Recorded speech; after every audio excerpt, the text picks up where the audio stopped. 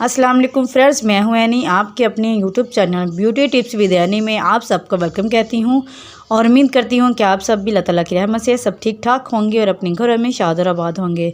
Friends, unwanted hair को remove करना बहुत बड़ी प्रॉब्लम हो गई है।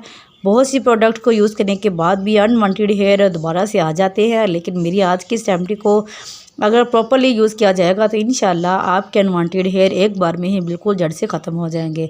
और जैसे आप इसको परमानेंटली यूज़ करते रहेंगे तो इंशाल्लाह आपके परमानेंट अनवांटेड हेयर जो है बिल्कुल रिमूव हो जाएंगे और आप अपने अनवांटेड हेयर से छुटकारा हासिल कर लेंगे। अपनी वीडियो को ज़्यादा लंबा करने के बजाय चलते हैं और जानते हैं कि इस रेमेडी को हम किस तरह से रेडी करते हैं। विदाउट वेस्टिंग टाइम करते हैं अपनी वीडियो को स्टार्ट। अपनी वीडियो को स्टार्ट करने से पहले अगर आप मेरे चैनल पर न्यू हैं और अभी तक आपने मेरे चैनल को सब्सक्राइब नहीं किया तो प्लीज़ सब्सक्राइब करें और साथ में लगे बेल आइकन को लाजमी प्रेस करें ताकि जैसे ही कोई न्यू वीडियो अपलोड हो तो उसके नोटिफिकेशन आप फ्रेंड्स तक पहुंच सके। चलिए चलते हैं और स्टार्ट करते हैं अपनी ज़बरदस्त सी वीडियो को। अपनी इस रेमेडी को बनाने के लिए सबसे पहले हमें न्यूट एंड क्लीन बाउल की नीड होगी। इसके बाद अपने अनवांटेड हेयर को टोटली रिमूव करने के लिए आपको फटकड़ी चाहिए जो कि कुछ इस तरह से होगी और ये पत्थर की सूरत में होगी और आपने इसको पीस कर अच्छी तरह से पाउडर की फॉर्म में बना लेना है। फ्रेंड, जब हम इसको पीस लेंगे तो ये कुछ इस तरह से पाउडर की फॉर्म में बन जाएगा।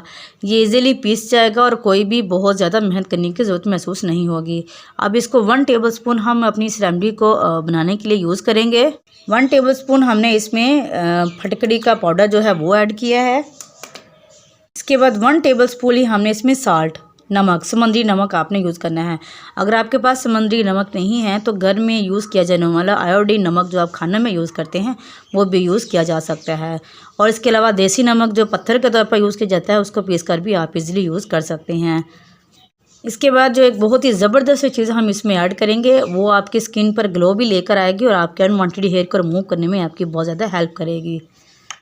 वो है कोलगेट टूथ। अब 1 टेबलस्पून ही हम इसमें कोलगेट टूथपेस्ट का इस्तेमाल करेंगे। इसी टूथ की मदद से हम इसको पेस्ट बनाकर हम अपनी अनवांटेड हेयर को रिमूव करने के लिए क्रीम बनाएंगे।